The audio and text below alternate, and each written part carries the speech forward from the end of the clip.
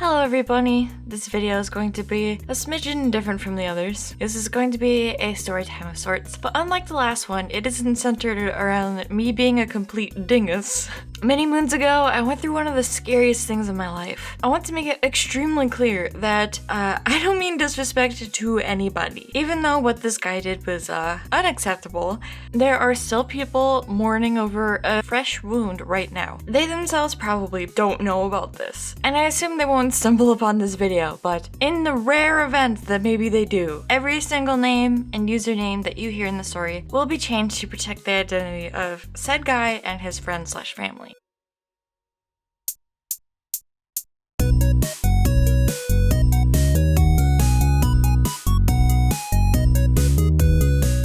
I had always thought of stalkers as being like in the movies or cartoons. I picture someone old, grungy, unkempt, with a mustache and probably thick glasses. Probably a pot-bellied, middle-aged man who is completely out of touch with reality. I picture essentially a monster, someone far removed from reality. This is why the person who would become one of the scariest individuals to me came as a complete surprise. As you may know, I'm an artist, always have been. In elementary school, kids would give me their assignments, so I would draw something cool on them if the assignment had any sort of drawing prompt. I was known as the art kid from the very beginning, all the way into high school. That's why I wasn't surprised when a kid I didn't really know approached me in the hallways asking for an art commission. He was a little bit familiar, as he was neighbors with my best friend in high school, and when we walked to that friend's house, he and his brother would pass sometimes on their way home. I didn't know his name, but he was kind of familiar because of that. He was a couple of grades below us. I believe he approached me in my senior year with him being, I think, a sophomore and my little sister being a freshman, if I remember correctly. Something like that. He asked for my email address and I gave it to him. I learned his name and that he had a website or something that he wanted me to make some art and graphics for. Let's call him Jamie. Jamie was good with computers, and I'm fairly certain down the road he went into some sort of computer science path. From what I recall, he was pretty talented at it too. I don't really remember this time very well, but down the road he ended up emailing me that the place he works at is looking for a graphic designer and that I should apply. Young, doe-eyed, and fluffy-tailed, a career as a graphic designer was right down my alley, and I would gladly take any and all opportunities to climb myself into that field. He gave me the email of his boss. Me and said boss scheduled a meetup in a public location to have coffee and discuss business. They were a web designing company where Jamie was the one who programmed, and a recently fired young girl like me was the designer. He went over my experience and made it clear he had no issues with a beginner like me on his team. He showed me their past works, which honestly looked pretty bad. I could of course design better. He mentioned he doesn't mind students working for him and that this would be a part-time job, so I could squeeze the work in between classes if I needed. Before hiring, however, he wanted to give me a test run, so to speak, to make sure I would be the right fit. He gave me an assignment and sent me on my way. I was told I'd be paid $100 if when presented to a client, they liked it and would want to use it. He handed me a business card and we parted ways. I went home and whipped up what was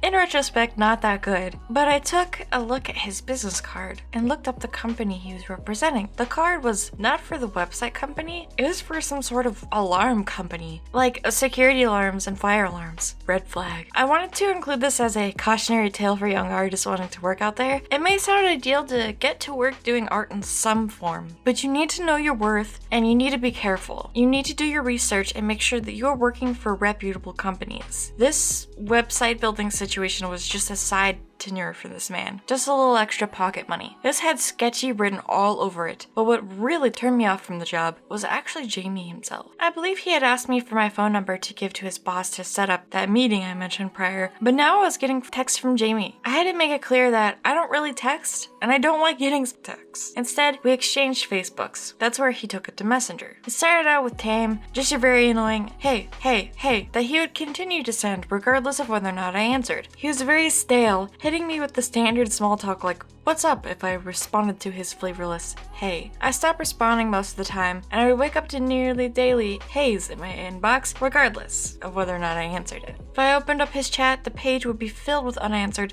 hey. hey, you could scroll up and see more unanswered haze. This is a one-way express ticket for you to get me to not want to have any sort of conversation with you whatsoever. It's like the kind of Bob's and Fijian guy who barely speaks English and clearly have no conversational or societal understanding and just want to get what they want out of the situation. Milk truck just arrived. I don't know where in the timeline of events this happened. I don't remember how exactly he found out anymore, but he did in fact find my online personality. At the time, it wasn't that separate from my IRL personality anyways, and I had links to my art accounts from my Facebook, I believe. So soon he was following my DeviantArt, my Tumblr, my Twitter, my YouTube. It wasn't all at once either. It was like I would wake up with a follow notification like he had just found it. Then he became a fan, let's call him. He started treating me less like a human and more like a celebrity, even though I wasn't really shit at the time. He was blown away, impressed. He would message me that he likes me and wants to be friends. I made it clear to him that I wasn't interested in him romantically, but he would clarify that he means like as in inspired. He admires my works and thinks I'm interesting. This rubbed me all sorts of wrong. This wasn't just a one-time scenario either. After a few days of unanswered haze, I occasionally answered him. He would make stale small talk again and then would pry me into more conversation, or at least try to. I would explain that I'm not comfortable with that and I'm not really a talkative person. He would respond with more excuses and the fact that he's sorry but thinks that I'm just an interesting person. He admires me and thinks that I'm cool. It seems innocent, I guess, but it sent me all sorts of uncomfy red flags. First of all, he went on and on about how he likes who I am as a person on multiple occasions, but the thing about that is that it was very alarming. I was not very chatty on any of my social media accounts and very rarely put my personal life out there. He had no way of knowing me. This tells me that he's less interested in getting to know me, for me, but rather wants to fulfill a fantasy of me that he has in his head. It's a whole another avenue to talk about, but that really grinds my gears, no matter who it is. If it's in a romantic context, it makes me for real mad. He knows nothing about me. None of my interests, my likes, my dislikes, my favorite foods, and my past, my quirks or tics as a person. Nothing outside of just that I draw, and that it's anime. He has no idea what shows I like to watch, what I think about various things like politics or religion. He knows nothing about me aside from the fact that I'm a female from a school who posts art online. And what really rubbed me the wrong way is never at any point had he made any real effort to ask about any of that. He never seemed genuinely interested in getting to know me, just pining over me creepily in the DMs or text messages. It was also especially uncomfortable because I didn't want that kind of attention and I told him so. But he would still come out and say that he admired me and that he thought I was cool, as if I somehow forgot that I told him just weeks ago that I did not want that. Somehow, over time, it escalated. He started to unsolicitedly talk about himself more, in more, increasingly unwarranted personal ways. He started to occasionally vent to me out of nowhere, and it made me especially uncomfortable because still at this point, I had barely talked to him, and he still made no effort to genuinely get to know me. But he kept apologizing and following it up with, I just think you're cool. I want to be your friend. And then continuing to pop off in the DMs or text being weird. But he continued to escalate and get sexual. Despite me telling him I don't text, he would proceed to text me frequently. He would text from his personal number and also a separate number that he would text from using some program from his computer. At least that's what he told me. He would get borderline flirty, and then when I confronted him, he would say that he isn't interested in me that way, and he had a girlfriend. I almost didn't believe him. After more of this nonsense, I finally confronted him and got a little mad. Like, hey buddy, for having a girlfriend, you sure are super uncomfortably interested in me. But he insisted that he just saw me as a friend and just wanted to vent and of course just admires me. His girlfriend supposedly admired me too, but he was coming out to me like this because his girlfriend was apparently going through some rough depression problems. Let me take a second to make something clear though. My exchanges with him were few and far between. Maybe once a month at most, I would actually answer him. And when I did answer him, they were usually one-lined short answers, and then I would stop answering. Despite this, apparently he often talked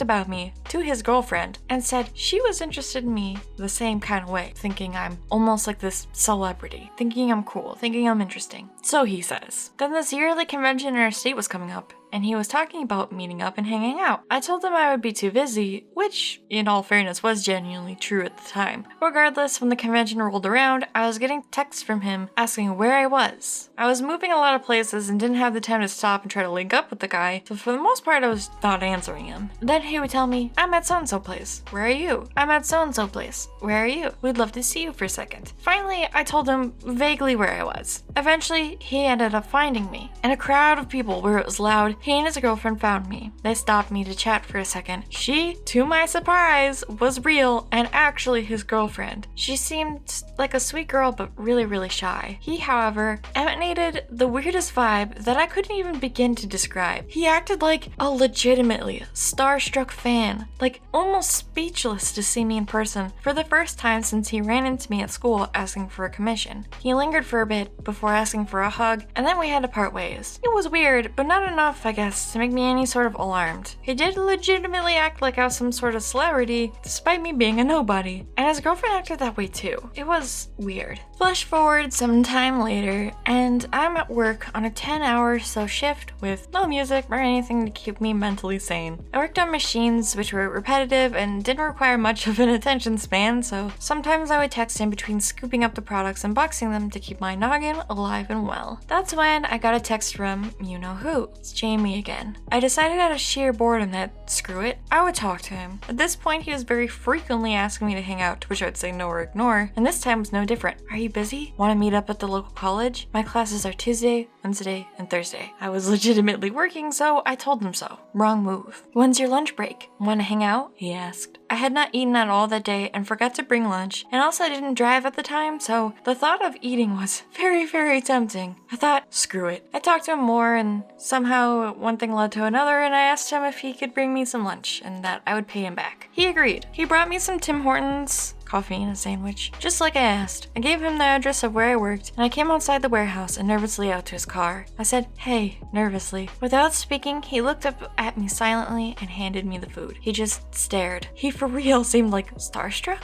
I offered to pay him back, and he denied it, saying, don't worry about it. I lingered for just a second longer, not sure what to do, but I knew what I wasn't gonna do was continue to hang out there, nor get in his car, which was the vibe I was getting. I told him thank you again and that I had to go back inside. He understood, said his byes, and drove off as I went back inside. Later, I get a text. I love your voice. It was, well, honestly creepy, especially since I didn't have a particularly interesting voice, I thought. It's not cute and high-pitched like some ooh-goo kawaii anime girl, and it wasn't like a sultry voice either, just a husky nerd. But regardless, he liked it and was starstruck enough that he felt the need to tell me. He started to text me at work more frequently, despite my answers not getting any more frequent. He would say borderline creepy things, then crossing over into legitimately creepy things. He once out of nowhere in a conversation confided in me that he was obsessed with getting down and dirty, if you know what I mean. And that was a legitimate problem that was really depressing him and making him upset because of it.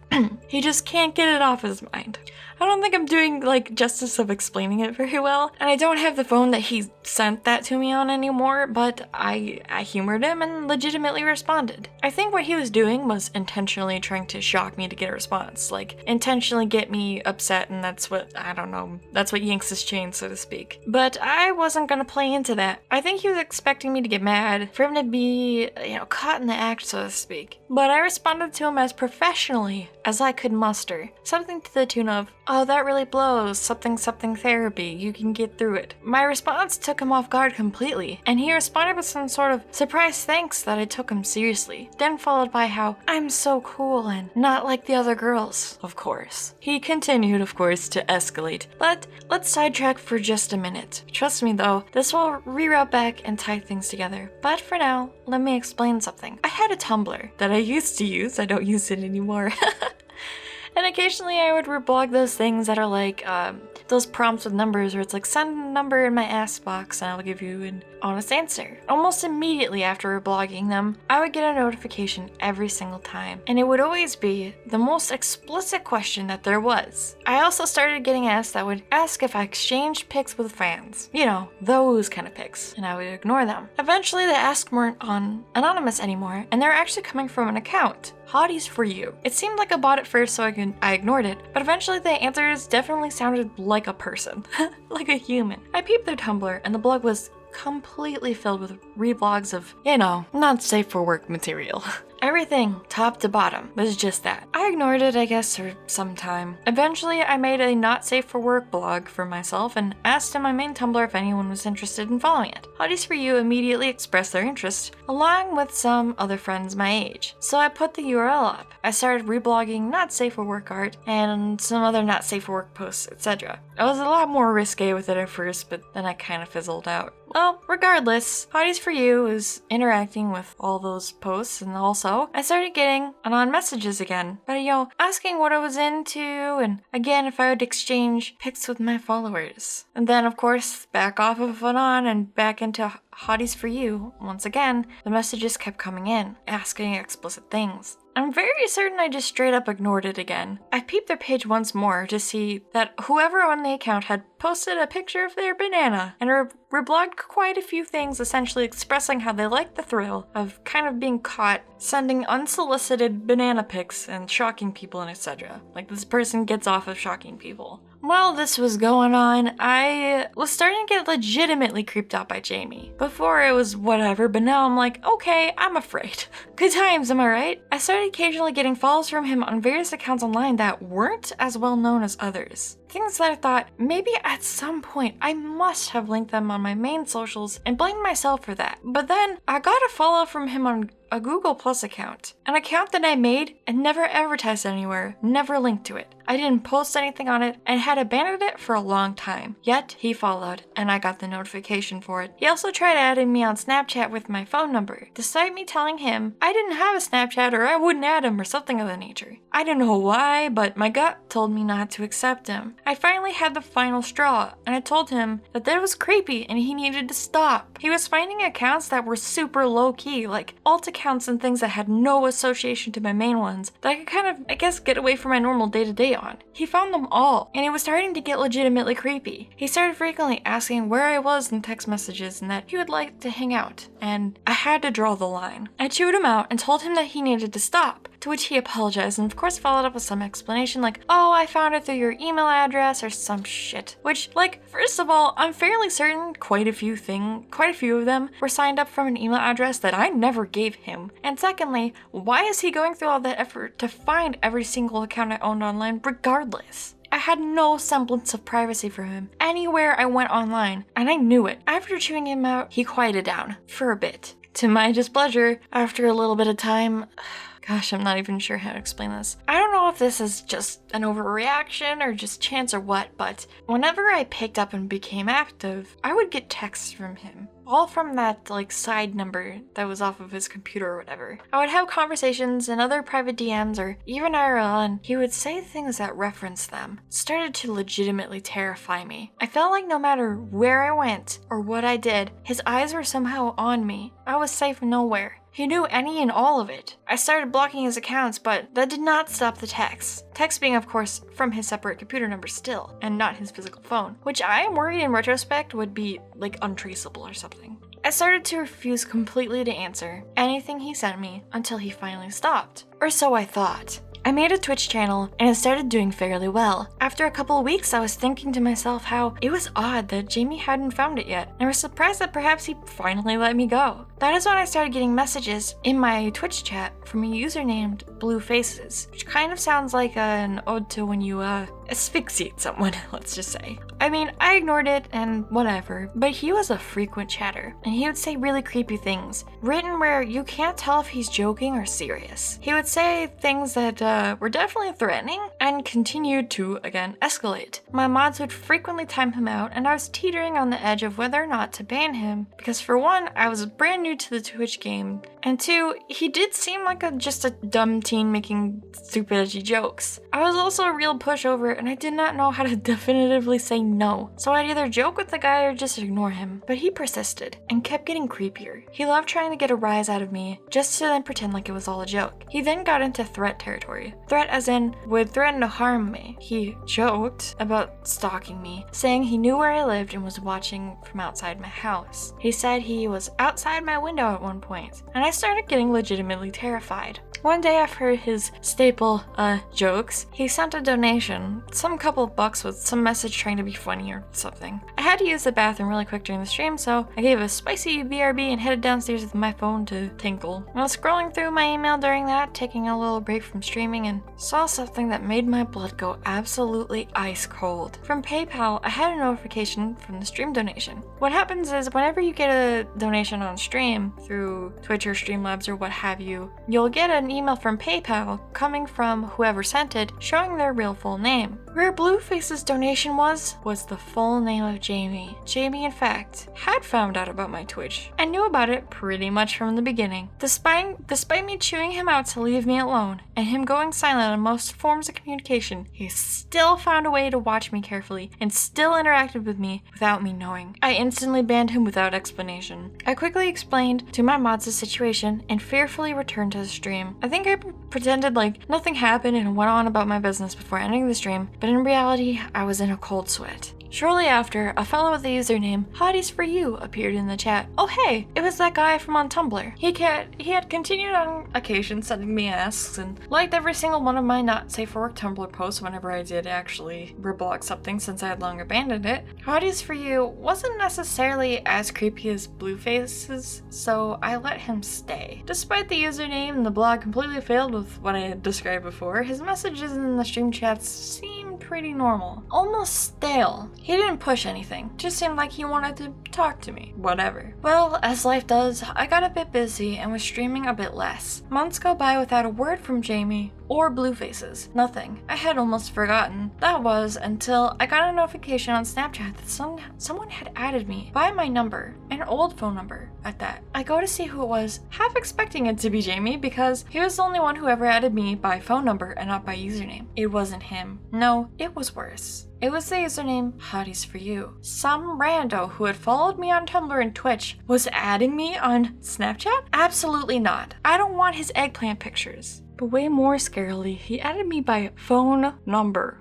I only gave my phone number to family and work acquaintances. Many of my own close friends don't even have my phone number because it's just easier to get a hold of me on Facebook Messenger. This told me exactly what I needed to know. It was him. This whole entire time while playing this starstruck fellow in the DMs obsessed with quote-unquote being my friend, in between random explicit bombshell messages, this whole time had been cruising around under another alias trying to get clamshell and melon pictures from me. This user had minimized me down to a snack for consumption.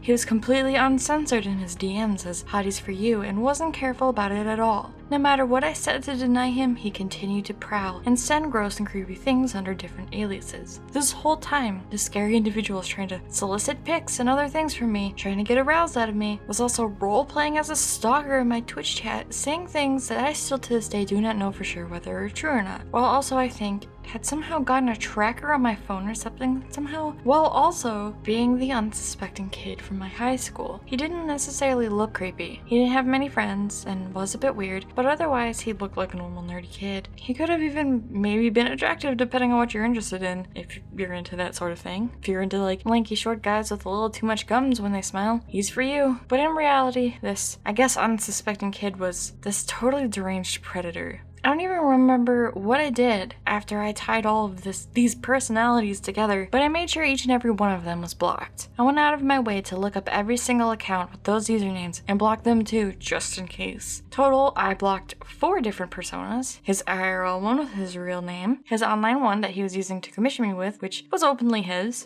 Blueface's account that he made to follow my every move once I blocked his normal accounts, and Hotties for You, in which he would harass me in some not so pleasant ways. I had been afraid for months, scared that he still somehow had access to my life. I would expect him to maybe someday show up at my house or show up somehow under a new username. I think he finally learned his lesson and left me alone because I gave him one final chew out of memory serves after finding out he had added me on Snapchat and cut him clean off like I said above. Blocked everything. He said sorry and nothing else. And it seemed like he finally left me alone for good. I don't know if that's true, or perhaps he was still following me but just didn't make a mistake of interacting with me again. I never explained how I knew those accounts were his either. He doesn't know how I found out as far as I'm aware. Or maybe he does and I just don't know. Either way, it doesn't matter. He has no place in my life whatsoever. Finally, after a few years, the fear has fizzled out. I did end up finding later in life that he creeped on my sister as well, though less severely. He added her to tell her that he would toss the rope at her profile pictures. Made me want to physically fight him, but I know that he'd probably get off to the reaction and didn't even let a peep of me being upset ever somehow cross his noggin. I sometimes would worry here or there, like, what if he came back?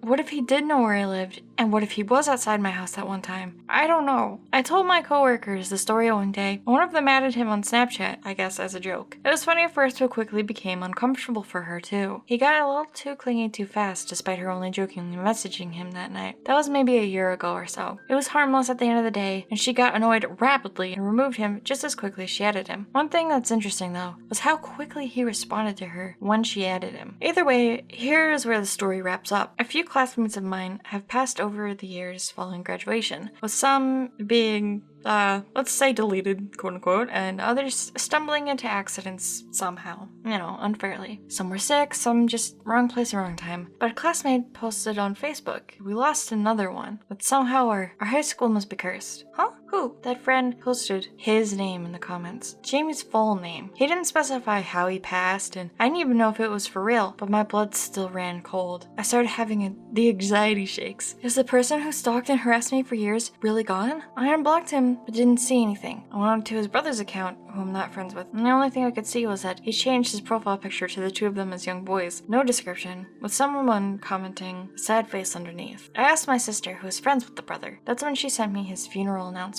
It was true. I didn't know the details, but he was actually gone. At the bottom of the pamphlet was, the family of Jamie requests you to donate to the National Suicide Foundation. That told me all I needed to know. Although, it's a horrible way to go, and I would not wish that on anyone. A huge sigh escaped my lips knowing that I was, for sure, free from him from now on. For good. Since then, I've been battling with what should I have done? Did I do the right thing? Should I feel a certain way about his passing? Is it bad that despite it being an unpleasant thing that people are mourning over, I'm kind of relieved? I don't think it was a good thing by any means, but I don't know. I want to end off with tips or advice or something, but I think I'm gonna be more in the advice asking seat rather than the advice giving seat. What would you guys have done? Let me know. I do want to say though to young girls out there that typically those who harass or stalk you or do other unspeakables are typically people you know. Not always, but a lot of the time they are. They're unsuspecting. They don't look like monsters. They could be one of the average kids in your school, like mine. He didn't act out or behave creepily from what I understand and blended in with the rest of us. We were also given a bajillion cautionary tales about not sharing our personal information online, but what about friends? Classmates. He literally got my email number by just sharing a job offer to me. Something so innocent and unsuspecting. I think what I would bid you guys to do with is don't give out your personal information to anyone who isn't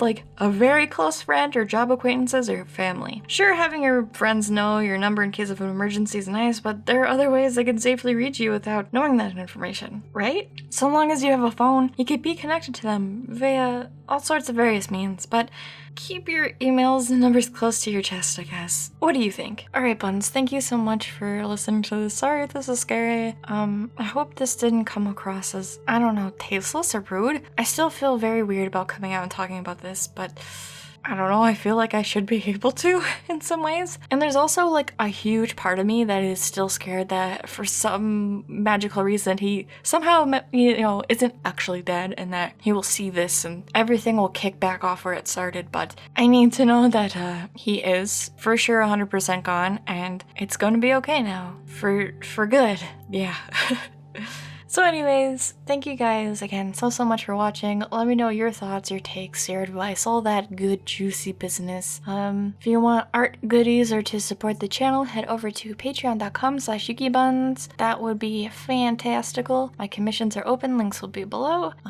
Social media will be linked in the description as usual. And let us shimmy on over to today's art features. Get a load of these artists. Oh my god, can you believe it? Anyways, their information and links will be in the description for you to follow and give them a little support. If you want to be featured as well, head over to our Discord server, which is also linked in the description below. Alright guys, you know that this is an unusual early post. Be good, be safe. Black lives still matter.